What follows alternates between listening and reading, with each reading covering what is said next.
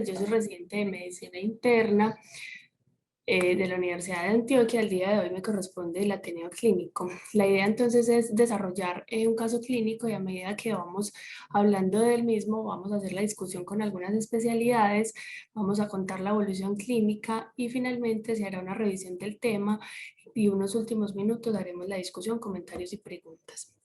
Se trata entonces de una paciente femenina de 46 años. Ella vive en Entre Ríos, Antioquia, tiene 4 hijos, es ama de casa, es independiente para todas las actividades básicas y avanzadas. La enfermedad actual de esa paciente inició en julio del 2020. Ella inició con un dolor abdominal que era continuo, no asociado a la alimentación, no tenía diarrea, no tenía cambios en las deposiciones. Y en noviembre inició a notar una pérdida de peso subjetiva de los últimos 4 meses. A la revisión por sistemas, ella negaba fiebre, no tenía tos, disnea, ortopnea, disnea paroxística nocturna ni endopnea, gastrointestinal no aquejaba vómito ni melenas, geniturinaria no tenía hemorragia uterina normal, ni hematuria ni disuria, y en la piel y anexos tampoco tenía lesiones. Los antecedentes de esa paciente, ella solamente era hipertensa desde hace 15 años, no tenía ningún antecedente quirúrgico ni toxicológico, pero era alérgica a la penicilina. Los farmacológicos tomaba múltiples medicamentos antihipertensivos, amlodipino 5 miligramos cada 12, carvedilol 25 miligramos cada 12, losartán 50 cada 12, espironolactona 25 miligramos al día, hidroclorotiazida 25 miligramos al día y esomeprazol. Y ginecológicos, tuvo la fecha de la última menstruación hace un año, tuvo 7 embarazos, 4 vivos y 3 abortos. Se hizo la última mamografía hace 2 años, la cual era normal, y la última citología hace un mes, que también fue normal. Ella consulta por este cuadro a medicina general, quien le ordena un ataque de abdomen contrastada, encuentran unas lesiones hepáticas que son sugestivas de metástasis y es por eso que es derivada a la consulta externa de medicina interna. El internista le ordena una endoscopia, una colonoscopia, biopsia de las lesiones hepáticas y le ordena una cita por oncología. En enero del 2021, es decir, ya hace un año, ella ingresa por primera vez al hospital, la ve oncología de manera ambulatoria. Al examen físico encuentran a la paciente hipertensa, un peso de 53 kilos, en el cuello no tenía enopatía, no tenía soplo, los ruidos cardíacos rítmicos sin soplos, los ruidos respiratorios no tenía agregados, en el abdomen estaba hablando, no tenía masas, pero el hígado se palpaba al lóbulo izquierdo hasta la línea medioclavicular izquierda, 3 centímetros por debajo del reborde costal. Las extremidades no tenían edemas, pero durante la consulta presentó un episodio de flushing. Es por esto que invito al doctor Jairo Rivera, él es médico internista de la Universidad de Antioquia, a resolver las siguientes preguntas. La primera, ¿cuál es el enfoque del paciente con lesiones metastásicas hepáticas y cuáles son los tipos de flushing y cómo se inicia el estudio del paciente con episodios de flushing? Muy buenos días, gracias por la invitación.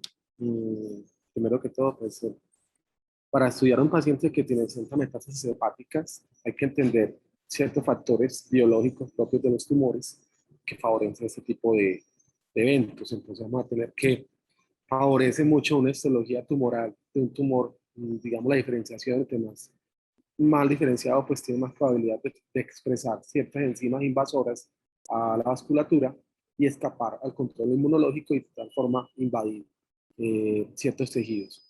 Igualmente, cómo se ve la interacción de esas células tumorales con el microambiente hepático, con las células de Kupffer, los macrófagos residentes, las células estrelladas de los hepatocitos, igualmente el sistema inmunológico propio que tiene el paciente en su parénquima hepático. Igual, otra condición muy importante que hay que tener presente es que el hígado es per se un órgano extremadamente vascularizado y de las zonas de vascularización más importantes está la vena porta, la cual drena gran parte de la circulación gastrointestinal e igualmente otras arterias que pueden estar siendo tributarias a este, como la arteria hepática y otras zonas también vasculares que pueden tener algún tipo de interacción. Y la otra fase importante, no solamente que favorece la fase de propagación tumoral a partir de la metástasis, como bien anoté antes, y se da por la extravasación de esas células tumorales hacia los vasos sanguíneos y la invasión y colonización del parénquima hepático. Cuando estas células llegan al parénquima, que tienen tres posibles fases en las cuales pueden entrar en una fase de muerte celular debido a la destrucción precisamente por la inmunidad y la competencia en el parénquima, o se inactivan porque no tienen en ese punto aún un adecuado microambiente para el crecimiento, o comienzan a proliferar y inicia el proceso de metástasis hepática. En ese orden de ideas, cuando se enfoca un paciente que tiene una metástasis, hay que preguntarse cuáles son los tumores que probablemente van a tener una, digamos, invasión al tejido hepático, y por tanto, en la próxima gráfica, en la siguiente gráfica, vamos a observar, según la frecuencia de los tumores, cuál va a ser pues, como la frecuencia de los mismos. Entonces, de los tumores que más frecuentemente presentan metástasis al hígado va a ser el tumor de colon, precisamente por la vascularización de este órgano que tiene por la arteria mesentérica superior y inferior, y pues todo el drenaje a través de la porta. Igualmente los tumores adyacentes al, digámoslo así, o los órganos adyacentes al hígado, como son los tumores gástricos, un 5-40%, y también se da por el drenaje a través de la esplénica hacia la arteria, a la vena porta, o la arteria hepática común, que también puede estar con la arteria gástrica. El de páncreas, que también comparte tanto la arteria esplénica en su irrigación como la vena esplénica, con un 30 y 40%, y otros tumores que no necesariamente van a estar localizados en esta zona con la porta, pero que sí pueden tener algún tipo de drenaje cercano, como van a ser los tumores de mama con un 6 o un 38%, el melanoma con un 10 a 20%, de tumores de células pequeñas como un 17 a un 4%, y en el caso actual, que es muy sugestivo lo que la Valentina nos estaba mostrando, los tumores endocrinos con un 20 a un 46%. Y estos tumores endocrinos, de anotar que pueden estar originados tanto en el nivel intestinal o el páncreas, o en otros órganos como puede ser el pulmón. Por lo tanto, pues no podríamos subclasificar, evidentemente, pues como en forma completa, que solamente fueran de origen intestinal este tipo de lesiones metastásicas al hígado. En la siguiente diapositiva voy a mostrar un poco, de una forma muy práctica, básicamente qué es lo que es un flushing y cómo podríamos enfocar. Entonces, el flushing per se, por definición, vamos a ver que hay una cosa que se llama flushing, otra se llama brushing, son dos cosas muy distintas. El flushing per se es la sensación de calor y enrojecimiento. El enrojecimiento no solamente va a ser un enrojecimiento facial, también puede ser de las orejas, de los pabellones auriculares, cuello, tórax anterior y miembros superiores. Sin embargo, es más frecuente que ocurra en la región facial, y que de aquí se dispersa ese resto de la anatomía corporal. Y eso se da básicamente por un incremento en el flujo sanguíneo en la piel, y se da por vasodilatación. Pero hasta ahí uno podría decir que el flushing, pues básicamente es que uno se enrojece y tiene como esa característica de enrojecimiento en esa zona que describí. Sin embargo, cuando se va a enfocar, lo que hay que preguntarle al paciente, y como clínico hay que preguntarse, la clave está es preguntarle si tiene o no diaforesis el paciente. Es importante comprender el por qué la diaforesis en los pacientes que presentan episodios de flushing, debido a que nos permite clasificarlo en húmedo y seco. El húmedo es un flushing que es neuralmente mediado y se da no solamente por el papel vasoactivo, sino también porque tiene una estimulación directa de los nervios en las glándulas endocrinas sudoríparas, que llevan a que esa estimulación nerviosa produzca episodios no solamente de enrojecimiento, sino de diaforesis generalizada. Entonces, cuando un flushing es húmedo, vamos a ver unas causas, y cuando es seco, vamos a ver que el seco no está asociado a una respuesta neurológica o neuroendocrina, neuroendocrina específica. Esta básicamente se da porque hay vasodilatadores circulantes, como pueden ser la radicinina, las prostaglandinas, el péptido intestinal vasoactivo, y uno que es muy importante, o dos que son muy importantes, que son la serotonina y la histamina. Y esta última más adelante vamos a ver por qué. En estos pacientes, lo más usual y lo que se presenta por efecto de estos vasoactivos circulantes, vamos a tener que no presentan diaforesis, pero sí presentan episodios de taquicardia o radicardia, hipohipertensión, o episodios donde va a presentar vasodilatación generalizada o vasoconstricción, evidenciando episodios donde puede haber ciertas zonas con zonas de vasodilatación con enrojecimiento o palidez en esa misma zona, lo que llamamos un patrón geográfico de flushing. Siguiente diapositiva, por favor. Entonces, cuando hacemos el enfoque, lo que hay que preguntarse, ya preguntamos si era húmedo o seco. Si decimos que es húmedo, lo clasificaremos como un neurogénico. Y las causas más importantes de esto van a ser principalmente hormonales derivadas de deprivación de las hormonas sexuales. En la mujer conocemos los episodios de calor menopáusico, donde empiezan con ciertas, pero de forma temprana o tardía, dependiendo de cuándo se esté presentando la ausencia de menstruación. Entonces, la menopausia es de las causas principales de flushing de origen neurogénico húmedo. Y los hombres que son sometidos a castración quirúrgica o química para el cáncer de próstata pueden desarrollar episodios de flushing muy similar a las mujeres en edad menopáusica. Igualmente, hombres que presentan hipogonadismo, que puede ser pues, por causa adquirida o de relación en el tiempo, van a presentar síntomas muy similares a las mujeres por esta pérdida del estímulo hormonal. El otro van a ser tumores hipotalámicos, donde hay una irregulación de la temperatura y por lo tanto pues, van a presentar estos episodios, pero también algunos tipos de epilepsia podrían producir, sobre todo algunas hipotalámicas, ciertos episodios muy similares a flushing, pero ellos lo clasifican como spells y pues se hace parte de otro enfoque que es diferente al actual. El otro proceso son los episodios emocionales, que básicamente no es el flushing, sino el brushing. El blushing es lo que usualmente llamamos, se enrojeció, se expuso una emoción muy fuerte, vio a alguien que le gustaba y se puso rojito y le da sensación de que tiene mariposas en el estómago. Eso básicamente es un blushing y es un enrojecimiento, que es un subtipo del blushing también de tipo neurogénico.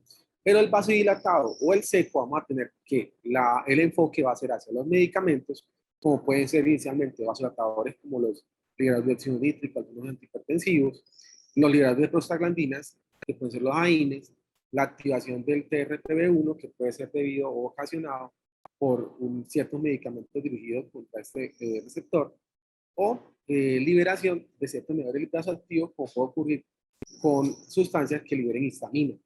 Entonces, algunas personas pueden tener algunos medicamentos que, por ejemplo, ocurren la morfina y la euromorfona, que produce este tipo de episodios de liberación de sustancias vasoactivas. Y el otro flushing, que es muy importante tener presente y es parte de lo que la doctora Laura nos va a estar como anotando, es el asociado al síndrome carcinoide. En el síndrome carcinoide vamos a tener, digamos que 4 subtipos de flushing, vamos a tener el inflamatoso, que usualmente es asociado a tumores de intestino medio, en el cual el paciente presenta el episodio de flushing, el enrojecimiento generalizado, con un patrón, como decía previamente, geográfico, debido a la estimulación intermedia de este. Igualmente, el violáceo, que puede ser de tumores ya localizados hacia la zona superior, pueden ser tumores de tipo del estómago o del pulmón. El prolongado se asocia a los tumores de las pequeñas broncogénicos y el rojo brillante o persistente es también asociado a tumores broncogénicos. Como causa que dejé aparte del carcinoide, que digamos que, aunque nos la mencionan y que también es importante, pero le hacen ciertas anotaciones respecto a ellos, tenemos, por ejemplo, los pacientes que tienen cromocitoma, también pueden presentar episodios de taquicardia, hipertensión y episodios también de enrojecimiento, sin embargo, lo dejan como una clasificación diferente. La mastocitis sistémica, que es muy importante, vía la liberación de histamina, se va a presentar posiblemente anafilaxia o también episodios de flushing. La porfiria, también por los episodios disautonómicos y las lesiones en piel, como causa principal. Esto es lo que les traía para hoy, Laura. Entonces, agradezco la invitación y continuemos con, con tu presentación. Muchas gracias por tu Doctor, espacio, muchísimas la gracias por invitación. las respuestas. Bueno, entonces continuando con el caso clínico, ella, entonces, en esta cita de oncología donde desarrolla el episodio de flushing, trae estos estudios que fueron los que le solicitó el internista, una biopsia gástrica que solamente demostró una gastritis crónica folicular, el Coactor pylori cantidad media, la biopsia hepática que tenía una neoplasia que adopta patrón acinar y trabecular, y estaban pendientes los estudios de inmunistoquímica, pero que en enero salieron positivos para enolasa neural específica, para sinaptofisina, tenía un KI 67 del 1%, y el resto de los marcadores eran negativos. Con estos datos clínicos y paraclínicos, entonces oncología es un diagnóstico de un tumor neuroendocrino grado 1 con compromiso hepático y además con síndrome carcinoide, dado pues las características clínicas que tiene el paciente. Él inicia entonces análogo de somatostatina, específicamente octreotide, le solicita un octreoscan, ecocardiograma transtorácico, una cita por endocrinología y le solicita una embolización tumoral.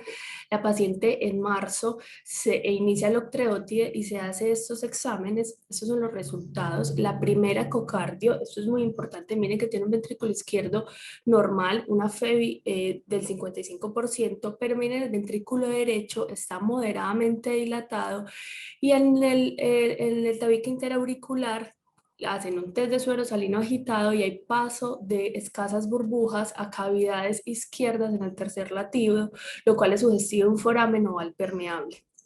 En cuanto a las válvulas, la válvula mitral no tiene mayores hallazgos, la válvula aórtica tiene una insuficiencia moderada excéntrica y no tiene estenosis, la válvula tricúspide tiene un engrosamiento de las válvulas y un déficit de la coaptación, tiene una insuficiencia tricúspide masiva con una vena contractada de 12 milímetros y no tiene estenosis.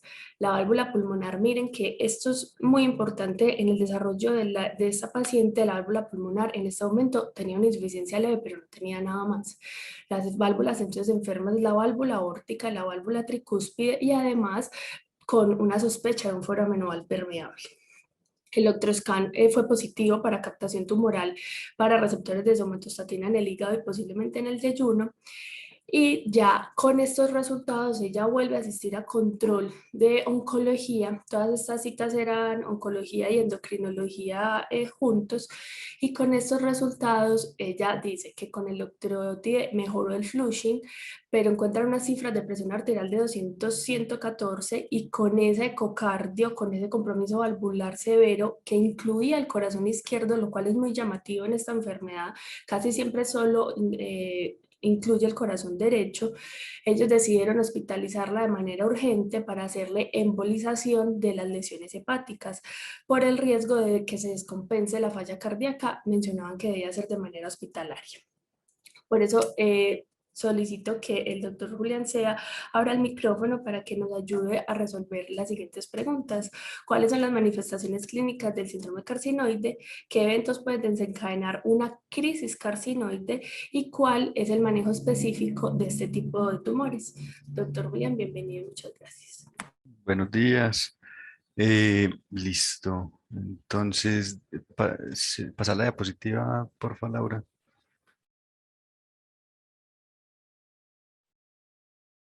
Bueno, entonces, con respecto a la primera pregunta, que cuáles son las manifestaciones clínicas del síndrome carcinoide, yo les cuento que la primera descripción oficial del síndrome fue en 1954 y esto es tomado de una serie de 16 casos que presentaron en Suecia, incluyendo entre los médicos que lo presentaron el doctor Waldenström.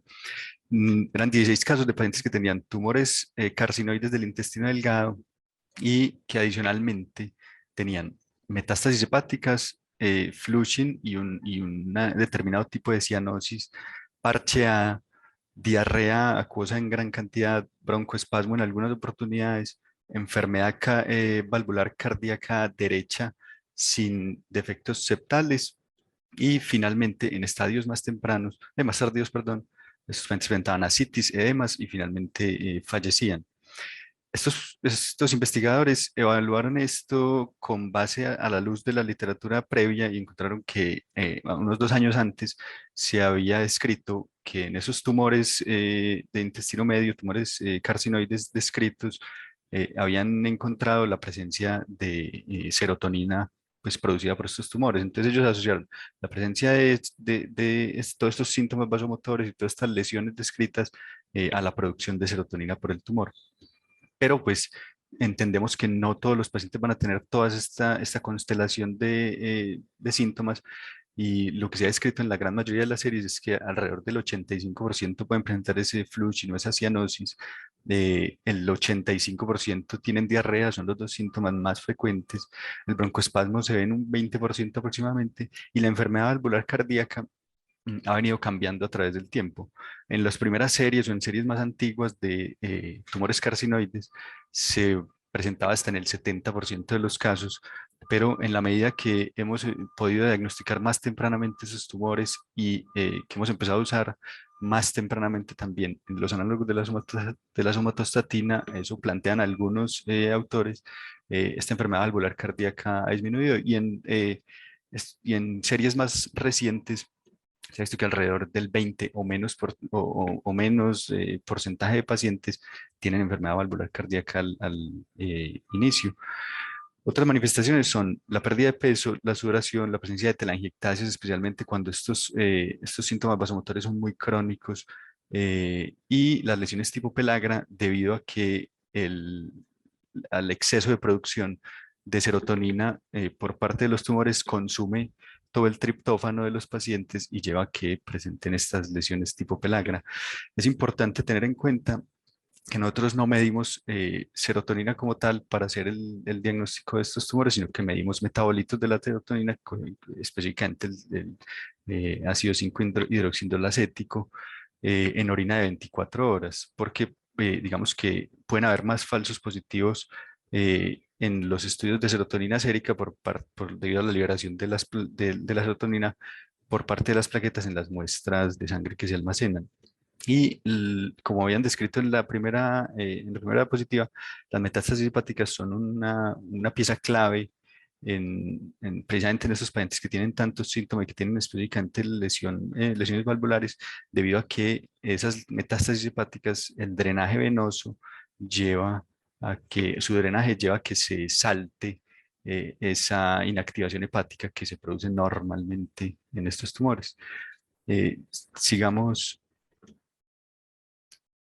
Con respecto a la segunda pregunta, que qué tipo de eventos pueden desencadenar una crisis carcinoide y cómo se diagnostica, pues en la literatura uno encuentra que hay muchas cosas que pueden desencadenarlo, entre ellas la sola inducción anestésica, la embolización del tumor, la quimioterapia, la manipulación intraquirúrgica pues, del tumor, la ablación con radiofrecuencia, etcétera. Todo lo que implique que haya manipulación o inflamación o lesión tumoral directa puede llevar a que se liberen grandes cantidades de serotonina, y no solo serotonina, sino otros péptidos que sean vasoactivos, y eso lleva a que se produzca la crisis carcinoide, que no es más que el extremo de las manifestaciones vasoactivas que describimos ahorita, y se manifiesta con flushing intenso, broncoespasmo, taquicardia, hipotensión o hipertensión, hipertermia y diarrea, y esto es potencialmente mortal si uno no lo tiene en cuenta o si uno no lo tiene presente antes de llevar a estos pacientes a cirugía, por ejemplo. eh, es decir, si uno no lo tiene en cuenta, no lo tiene presente y no toma las medidas antes, que en este caso sería darles análogos de somatostatina antes, durante y después de la cirugía, se puede desencadenar esta complicación y pudiera llevar a la muerte de los pacientes. ¿Qué se recomienda? Darles infusión de octreotide entre 50 a 100 microgramos hora y suplementarlo también con antihistamínicos e hidratación pues, durante la cirugía. Sigamos. Y con respecto a cuál es el manejo específico de este tipo de tumores, aquí desafortunadamente yo no tengo una única respuesta. Aquí la respuesta es la de siempre, la de depende. Y depende mucho es porque depende con qué paciente tengamos al frente, pero lo que sí es claro es que el enfoque es multimodal. Entonces, utilizamos cirugía eh, para determinados tipos de tumores o determinados tipos de pacientes que tienen una carga tumoral muy alta, o en pacientes que tienen tumores localizados. Digamos, el paciente no tiene una enfermedad metastásica, la cirugía pudiera ser potencialmente curativa. Pero también se utilizan los análogos de somatostatina cuando aparecen síntomas muy molestos y para controlar la diarrea y el síndrome carcinoide específicamente, y porque tienen algunos beneficios potenciales en la proliferación tumoral. Pero también tenemos a nuestra mano la radiación, la quimioterapia, el uso de interferón, y tratamientos con base en medicina nuclear. Sigamos. Entonces, como les decía ahorita, depende mucho del paciente que tengamos al frente, hablando ampliamente de tumores neuroendocrinos. Entonces, cuando uno tiene un tumor neuroendocrino localizado y se puede hacer cirugía, no hay metástasis, no hay nada, la cirugía es potencialmente curativa, y posterior a eso solamente se hará seguimiento, pues observación a largo plazo. Si por el contrario, estamos frente a una enfermedad metastásica o estamos frente a un paciente que posterior a la cirugía no se logró curación y hay un residuo tumoral, pues uno pudiera darles observación dependiendo de si no hay síntomas o dependiendo si no hay progresión. Pero en los casos en los que hay progresión o hay síntomas persistentes, se pueden utilizar análogos de somatostatina para mejoría de los síntomas y teniendo en cuenta que esto no nos va a disminuir la mortalidad, sino que va a disminuir la progresión, va a mejorar la sobrevida libre de progresión. Se pueden utilizar citotóxicos, se puede utilizar interferones, se puede utilizar tratamientos con medicina nuclear, como les contaba, específicamente con lutecio. También recientemente pues, se ha validado el uso del teloristat, que es un inhibidor de la triptófano hidroxilasa para el manejo de la diarrea en conjunto con el uso de los análogos de somatostatina. Entonces, en resumen, bueno, y otra cosa importante es que cuando la enfermedad hepática es la predominante, se pudieran hacer terapias dirigidas al hígado como cirugía, quimioembolización o terapia ablativa. Todo esto finalmente lo que busca es mejorar la calidad de vida, mejorar la sobrevida libre de progresión, aunque posiblemente no haya mucho impacto en la mortalidad. Entonces, en resumen, el tratamiento específico depende mucho del paciente y depende de las manifestaciones que tenga y qué tan extensa sea la enfermedad. Doctor Julián, muchísimas gracias por las respuestas. Bueno, continuando entonces con el caso clínico, podemos retomar que es una paciente que ingresó fue con dolor abdominal, pérdida de peso. Encontramos unas lesiones hepáticas metastásicas. Ya hicimos diagnóstico de un tumor neuroendocrino y de síndrome carcinoide por toda la constelación de síntomas que nos mencionó ahorita el doctor Julián. Ya se le inició el análogo de somatostatina, pero ya tenemos un agravante y es que tenemos un diagnóstico de corazón carcinoide, no solo del lado derecho, sino también al parecer del lado izquierdo. Por eso hospitalizamos a la paciente. Al ingreso no se encontró clínica de falla cardíaca descompensada, se le realizaron algunos estudios, todos son normales, excepto porque tiene unos niveles en rango de prediabetes, pero el resto ninguno como puedo resaltar. Se hizo un staff de endocrinología, cardiología y cirugía cardiovascular, ya que oncología la había hospitalizado ahora con el fin de hacerle una embolización, pero ante esa insuficiencia tricúspide que era masiva, con dilatación de las cavidades derechas, consideraron que se beneficiaba de manejo quirúrgico, reemplazarle tanto la válvula tricúspide como la válvula aórtica y cerrarle el foramen oval permeable. En cuanto a la embolización, consideraron que estaba contraindicada esperar primero manejar el corazón carcinoide con esta cirugía de reemplazo valvular y posterior de manejar el corazón carcinoide sí se podía pensar en una embolización, ya que hacer una embolización previo a la cirugía puede descompensar la falla cardíaca y hay alto riesgo de sangrado por todo este sobrecarga a las cavidades derechas y por lo tanto el hígado, ellos describen que es un hígado pulsátil que tiene alto riesgo de sangrado. Ante la situación de la pandemia, no había camas disponibles en UCI, la paciente estaba estable, así que se decidió que se hiciera en unos meses más adelante. Invitamos al doctor Miguel Giraldo a resolver las siguientes dos preguntas por el servicio de cardiología. La primera, si se debe solicitar ecocardiograma transtorácica a todos los pacientes con tumores neuroendocrinos, incluso si son asintomáticos cardiovasculares, como en el caso de esta paciente, y dos, cuál es el manejo médico de elección de estos pacientes con falla cardíaca y cuáles son las indicaciones del tratamiento quirúrgico en los pacientes con corazón carcinoide. Doctor Miguel, bienvenido. Doctora Laura, buenos días, muchas gracias por la invitación. Bueno, entonces, teniendo en cuenta que el corazón carcinoide podría ser como la manifestación inicial más o menos en el 5 a 20% de los pacientes con síndrome carcinoide, también teniendo en cuenta que en el proceso natural de la evolución de la enfermedad, aproximadamente el 50% de los pacientes e incluso un porcentaje más alto de los pacientes, según algunos reportes de casos, podrían llegar a desarrollar corazón carcinoide o compromiso carcinoide cardíaco en algún momento del proceso natural de evolución de la enfermedad. Además de eso, entendiendo que el ecocardiograma transtorácico es una ayuda diagnóstica accesible y que en manos de un operador o de un ecocardiografista entrenado y que haga el examen de una manera adecuada, puede darnos mucha información y hacer el diagnóstico de la enfermedad. Y también teniendo en cuenta que muchas de las manifestaciones del compromiso valvular cardíaco derecho se presenta de una manera sintomática hasta que haya un compromiso más grave en la mayoría de los pacientes, tanto las guías de las sociedades endocrinas americanas como europeas recomiendan que a todos los pacientes con síndrome carcinoide se les haga un ecocardiograma transtorácico tratando de buscar el compromiso cardíaco carcinoide en el momento del diagnóstico del carcinoide. Y recomiendan además de eso hacerle un seguimiento a los pacientes, que dependiendo de si presentan síntomas o no, debe ser cada 6 meses o por lo menos cada año en los pacientes que no presentan síntomas. Vamos a ver, por ejemplo, ahorita en el transcurso en lo que tú nos vas a seguir contando con la paciente, que se le hizo el diagnóstico de esa valvulopatía o ese compromiso tricuspidio, se intervino la válvula tricuspidia y que finalmente luego en el proceso de seguimiento de la paciente se le documentó empeoramiento del compromiso valvular pulmonar. Eso es como con respecto a la primera pregunta.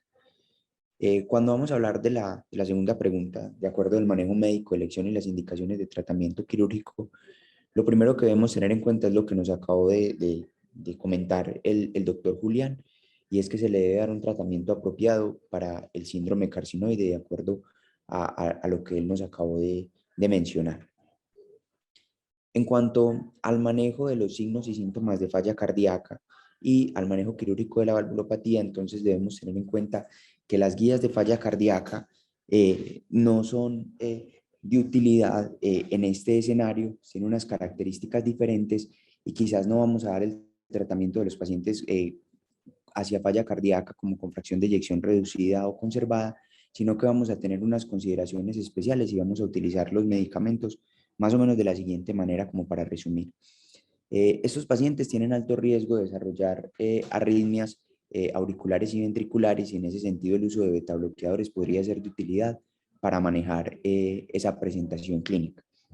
Los diuréticos obviamente van a ser de mucha utilidad a la hora de disminuir los síntomas de falla cardíaca derecha, pero deben ser usados con cuidado para no disminuir el gasto cardíaco de estos pacientes que de por sí ya está comprometido.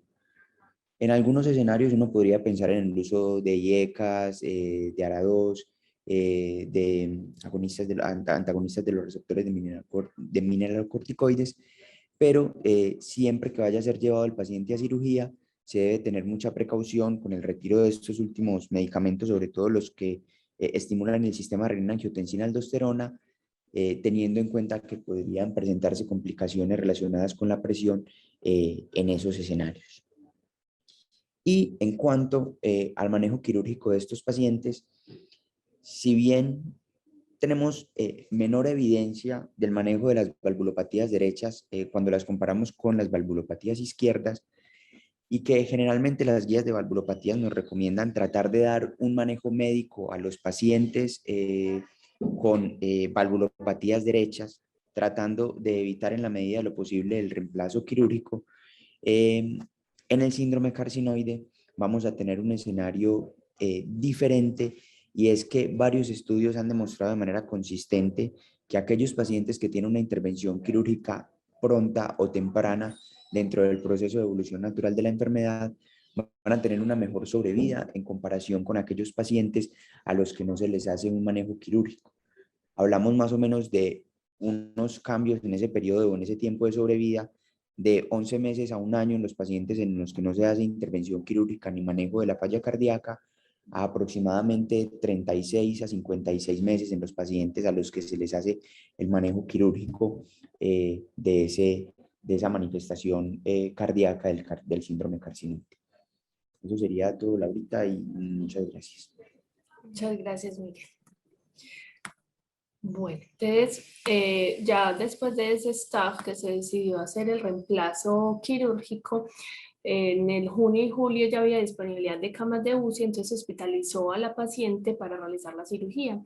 Previo a la cirugía se le hizo una coronariografía que demostró que las coronarias eran sanas y el 23 de junio se llevó a un reemplazo de la válvula tricúspide, pero también de la válvula aórtica. Ambas fueron válvulas biológicas y el cirujano es claro en los hallazgos operatorios que no había foramen oval permeable y que la válvula aórtica no estaba afectada por compromiso carcinoide, sino que tenía más bien un aspecto que era reumático. Le hicieron un ecocardio posterior a la cirugía. Miren que había caído levemente la fracción de eyección, el ventrículo derecho estaba dilatado y las dos prótesis que se pusieron, tanto en la posición aórtica como en la posición tricúspide, estaban normofuncionantes, no tenían fugas, pero miren que la válvula pulmonar que inicialmente estaba completamente normal, ya que demostraba una insuficiencia moderada. La paciente en el posquirúrgico es una fibrilación auricular con un Charles-Bach de 3 puntos.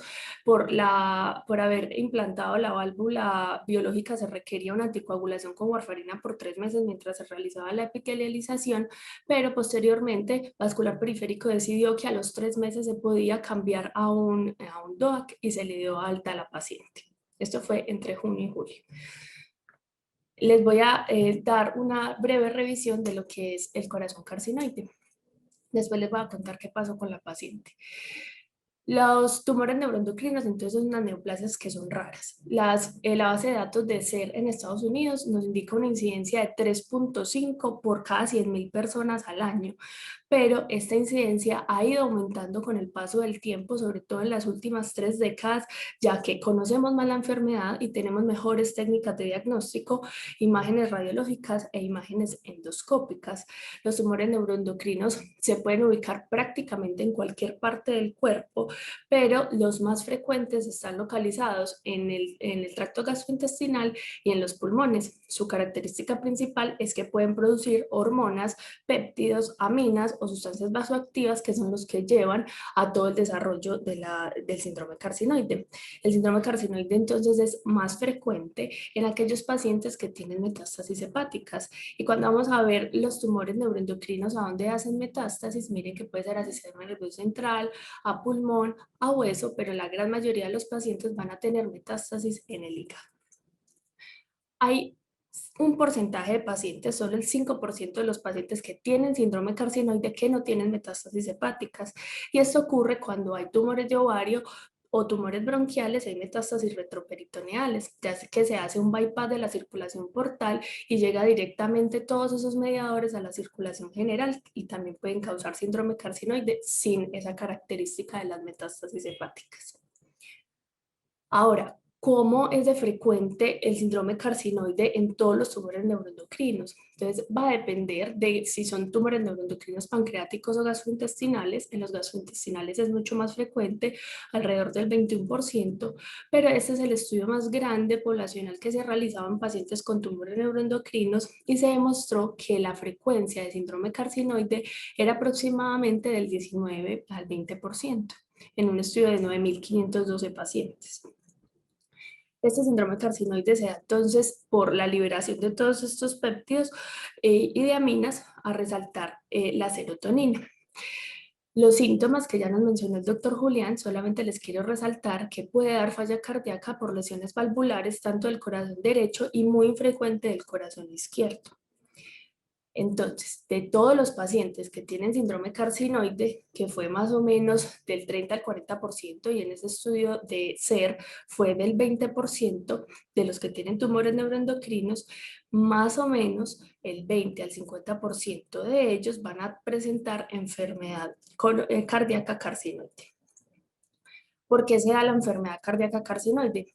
Se da por una cantidad excesiva de esos péptidos vasoactivos, sobre todo de la serotonina, que van a llegar directamente a las cavidades derechas, a la aurícula derecha, al ventrículo derecho, con el agravante de que en las válvulas cardíacas hay un receptor de serotonina de subtipo 2B.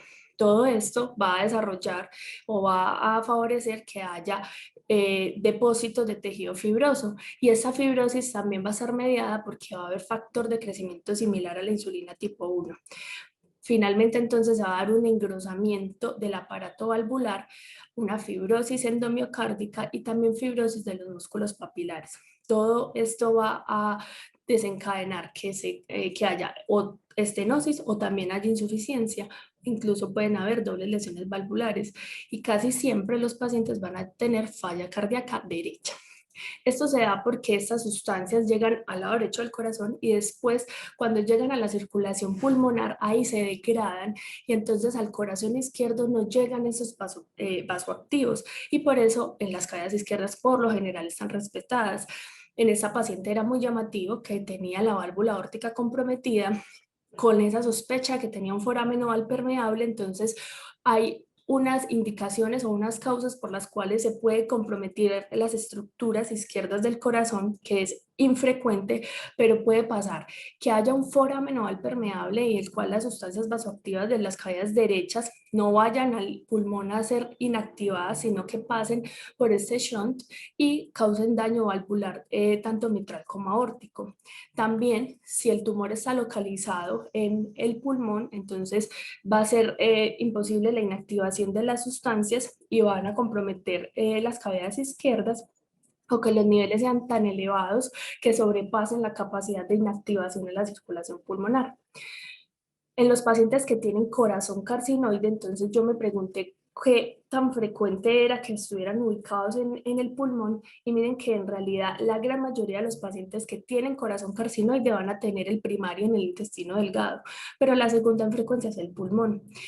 Pero 18% de los casos no se les va a encontrar dónde está el primario. ¿Por qué es importante hablar de corazón carcinoide en los pacientes que tienen síndrome carcinoide? Porque es un factor de mal pronóstico, aumenta la morbimortalidad. Aparte, estos pacientes progresan rápidamente. Miren que esta señora tenía la válvula pulmonar completamente normal y ya ahorita tenía una insuficiencia moderada. Sin tratamiento, el pronóstico es muy malo. La supervivencia a 3 años sin corazón carcinoide es del 68%, pero si tienen corazón carcinoide es del 31%. Esto ha mejorado gracias a los avances en las últimas décadas en las terapias antitumorales y por la cirugía cardíaca. ¿En quiénes lo debemos sospechar? Un paciente que tiene síndrome carcinoide y que además tiene disnea, fatiga, que tenga un soplo, elevación de la presión venosa yugular o signos de falla cardíaca derecha como ascitis, edema periférico, derrames pleurales, estudiar todas las causas, pero no olvidar que puede ser un síndrome carcinoide. Como esto es tan poco específico, requerimos unos biomarcadores. En este artículo que fue publicado en JACC del 2017, ellos recomiendan que todo paciente que tenga tumores neuroendocrinos metastásicos, cada 6 meses le deberíamos de hacer un NT-proBNP y una evaluación clínica. Si en algún momento este NT-proBNP tiene más de 260 nanogramos mililitro o características clínicas de que tenga falla cardíaca, se debe hacer una ecocardio transtorácica. Si es normal, se continúa haciendo el NT-proBNP cada 6 meses. Si tiene en la ecocardio algún hallazgo patológico, pero no tiene corazón carcinoide, igual se deriva a cardiología para que le hagan el otro manejo, pero si tiene corazón carcinoide, se debe referir a un cardiólogo que sea experto en este tipo de patología.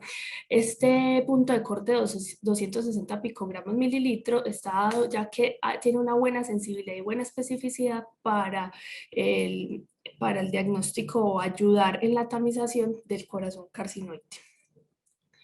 El otro biomarcador que es muy importante es el 5-hidroxindolacético. Recuerden que esta es la degradación de la serotonina, se puede medir tanto en orina como en plasma, nos ayuda para el diagnóstico y el seguimiento, pero lo importante en corazón carcinoide es que tiene una buena sensibilidad y especificidad. No nos sirve para la tamización, no nos sirve para decir que ese paciente tiene positivo el 5-hidroxindolacético, entonces voy a hacerle una ecocardio, así como el NT-proBNP, sino que tiene un punto de corte que es 300 micromoles por 24 horas, que aquí en Medellín este sería el valor, la conversión, 60 miligramos en 24 horas, porque por lo general hacemos esa orina en 24 horas. Con este punto de corte se aumenta de 2 a 3 veces el riesgo de desarrollar o de que progrese el corazón carcinoide. Y es por eso que no solamente debemos buscar mejoría de los síntomas, sino también mejoría bioquímica para que los pacientes no estén dentro de este rango y que progrese su enfermedad cardíaca. Cuando tenemos entonces ya todos los síntomas, la ecocardio y los biomarcadores, podemos decir si el paciente tiene un corazón carcinoide leve o moderado o grave. Si es leve, se le debe hacer ecocardio cada 6 meses, pero si es moderado o grave, se debe hacer ecocardio cada 3 meses y en caso de que sea grave, se debe considerar la intervención quirúrgica. En cuanto al tratamiento, entonces debe ser un manejo simultáneo, tanto la parte cardiovascular como la parte oncológica. Los análogos de somatostatina tienen un papel fundamental, como nos comentó el doctor Julián. En cuanto a las cardiopatías, debe hacerse un manejo médico de la falla cardíaca. Los diuréticos van a tener un papel muy importante porque los signos predominantes son los de sobrecarga, pero también se debe considerar el reemplazo valvular. Hay otras opciones como la embolización de todas estas lesiones metastásicas. Recuerden que esas sustancias vasoactivas no solo las produce el tumor primario, sino que también las lesiones metastásicas van a producir muchas sustancias vasoactivas que van a llegar al corazón derecho.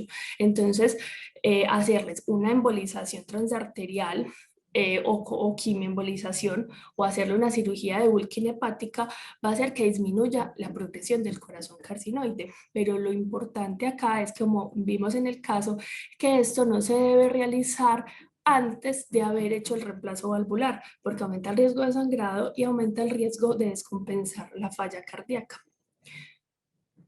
En cuanto a los análogos de somatostatina, entonces son muy importantes por dos razones. Una, porque va a reducir todos esos metabolitos circulantes, va a alcanzar una respuesta clínica y bioquímica en el 60 al 70% de los casos, y además se ha estudiado, aunque tiene poca evidencia, un efecto antiproliferativo en el 5 al 10%. Y recuerden que hay unos efectos de fibrosis en el aparato subvalvular y por lo que estos medicamentos también podrían tener un impacto en esta vía fisiopatológica.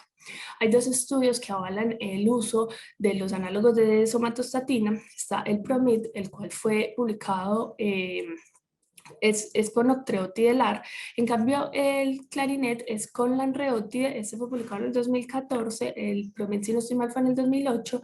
En el Clarinet se incluyeron 204 pacientes. Se incluyeron pacientes mayores de 18 años que tuvieran tumor neuroendocrino diferenciado o moderadamente diferenciado de páncreas, apéndice, intestino delgado, intestino grueso, recto, ano o de origen desconocido, que tuvieran un KI67 menos del 10%, con menos de 2 mitosis, y se aleatorizaron a 101 recibían el lanreotide y 103 pacientes recibían placebo. Ellos encontraron que, como mencionó ahora el doctor Julián, lo que se ha observado con estos medicamentos es que hay un aumento en la supervivencia libre de progresión. Miren que con el lanreotide se alcanzó una mejor supervivencia que en los pacientes que tenían placebo, con un HR de 0.47 y un intervalo de confianza entre 0.3 y 0.7 que no atravesaba la unidad. El reemplazo valvular, por su parte, y como mencionó el doctor Miguel, es fundamental, ya que mejora la supervivencia de estos pacientes. Va a ser de elección a reemplazar las válvulas por válvulas biológicas y no con válvulas mecánicas por varias razones. Una, como estos pacientes tienen lesiones metastásicas hepáticas, tienen alto riesgo de sangrado. Entonces es importante mejor las biológicas, que solo hay que anticoagularlo los 3 meses, que una mecánica que hay que estarlo anticoagulando de manera indefinida. Además de que poner una válvula mecánica en la posición tricúspide tiene alto riesgo de trombosis y que hay que hacer intervenciones futuras y estar anticoagulado pues va a ser más difícil. Por eso se prefieren las válvulas biológicas, anticoagularlo por 3 a 6 meses.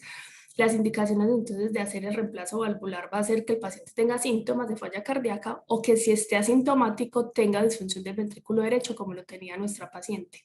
Y antes de realizar cualquier cirugía o embolización hepática por los riesgos que ya les mencioné. Recuerden que estos pacientes tienen riesgo de hacer crisis carcinoide por la liberación masiva de todas estas sustancias vasoactivas y por eso se debe hacer un manejo perioperatorio con infusión de octreotide.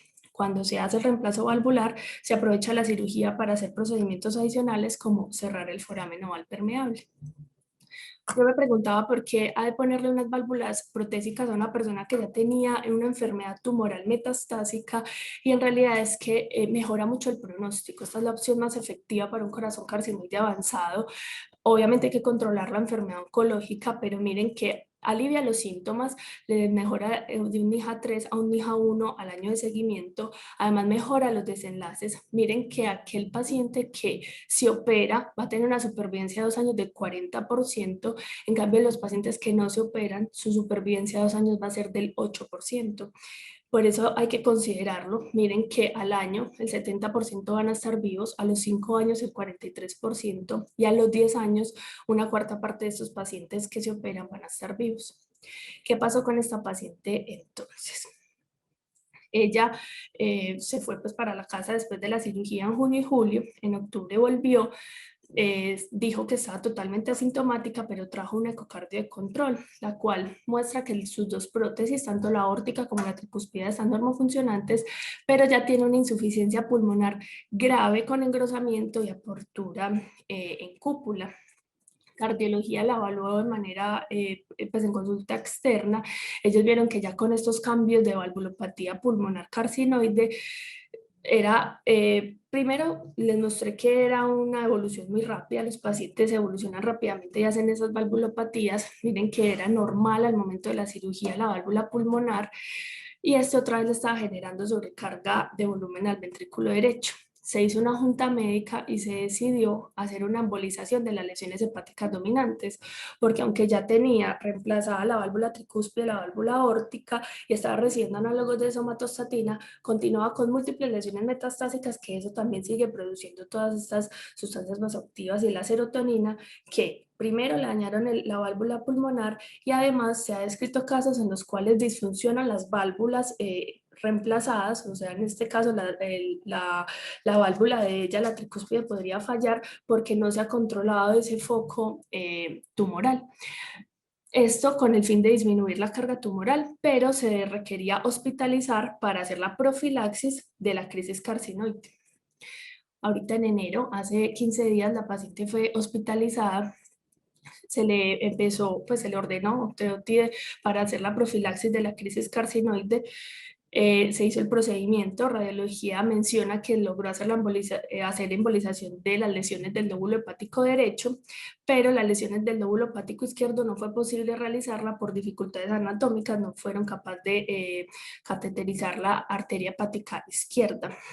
Inmediatamente no tuvo complicaciones, pero en la noche de ese día presentó un pico febril, no se encontró foco infeccioso, aunque se le hicieron múltiples estudios, no tuvo hipotensión sostenida como para pensar que estuviera haciendo una crisis carcinoide y un día antes del alta de la paciente, enfermería nos informó que nunca se le administró el octreotide para la prevención de la crisis carcinoide por al parecer unos problemas administrativos. Sin embargo, no desarrolló yo crisis carcinoide propiamente dicha.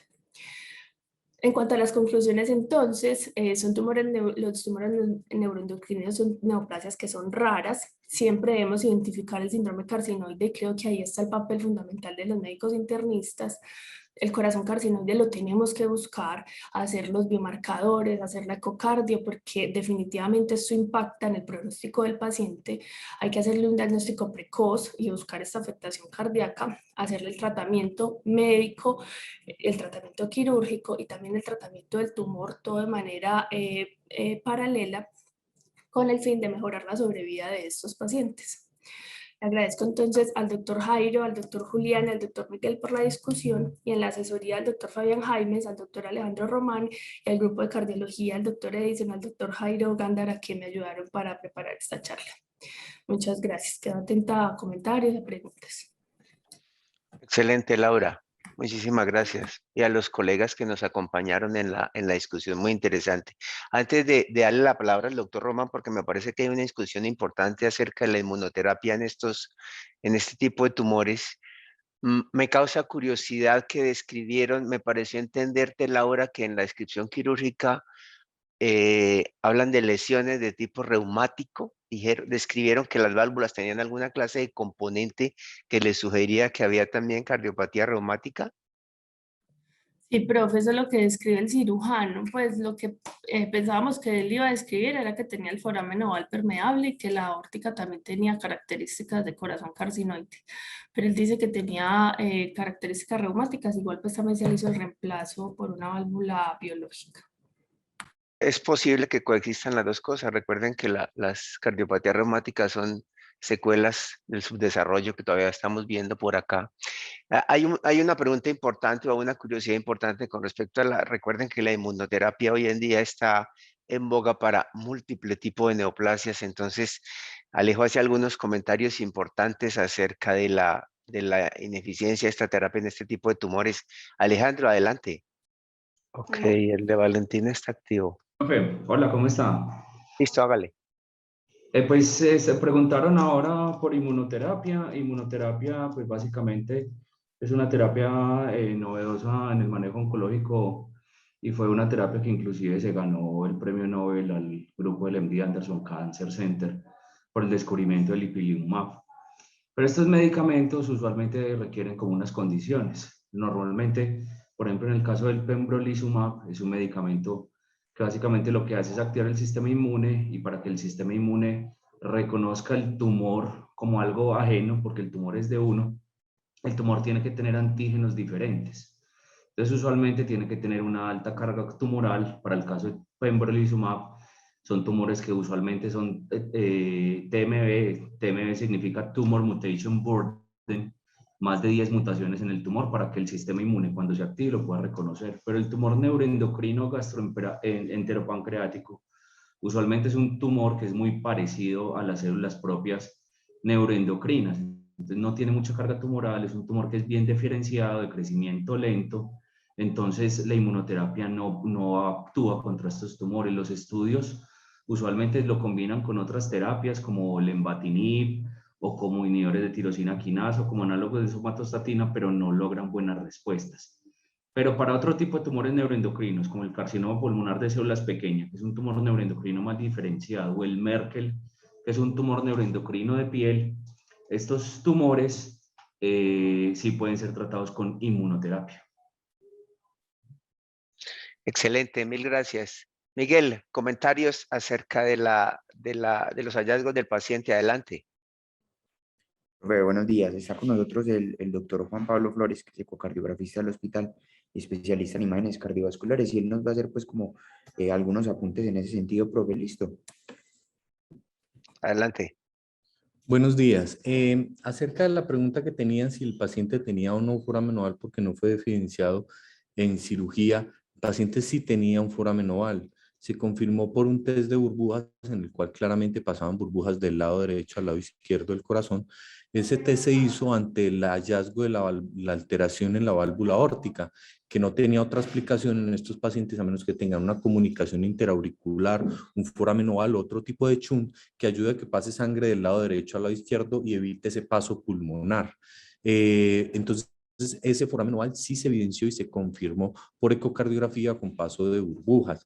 El problema del foramen oval es como un túnel, el túnel permanece cerrado y ante unas características de aumento de presiones, como puede ser el Valsalva en las cavidades derechas, abre ese foramen oval, que es ese túnel, y pasa sangre del lado derecho al lado, del lado derecho al lado izquierdo. Entonces la paciente sí tenía un foramen oval. Es poco característico que la enfermedad reumática afecte la válvula aórtica y no tenga ninguna afectación en la válvula mitral, porque eso lo hace muy improbable en este caso. Y como les comenté, sí se confirmó un shunt intracardíaco que explica claramente por qué había una afectación aórtica en este paciente con síndrome carcinoide, no solo de la válvula tricúspide, de la válvula pulmonar que fue en evolución y de la válvula aórtica, que es poco característico y únicamente evidenciado en pacientes que tengan shunt intracardíaco. No sé si tienen alguna otra duda de las imágenes cardíacas o del caso. Es un paciente en particular porque en ecocardio es muy importante porque es un ecocardiografista con experiencia puede hacer un diagnóstico en pacientes incluso que vienen por otras entidades de síndrome carcinoide y muchas veces los diagnósticos se hacen antes incluso de tener diagnóstico del carcinoide por ecocardiografía, porque la imagen de la válvula tricúspide rígida con poca movilidad es totalmente característica del carcinoide. Por eso es tan importante y tan relevante el ecocardiograma en estos pacientes, y si es una persona de experiencia puede hacer un diagnóstico claro. Inclusive en este caso me acuerdo muy bien que vimos inmediatamente un rastreo del hígado para ver si había masas y se evidenciaron las masas en el hígado, que también ayuda inmediatamente a hacer el diagnóstico. Muy bien, muchas gracias. Excelente reunión, Laura y colegas. Felicitaciones a todos y muchísimas gracias por la participación.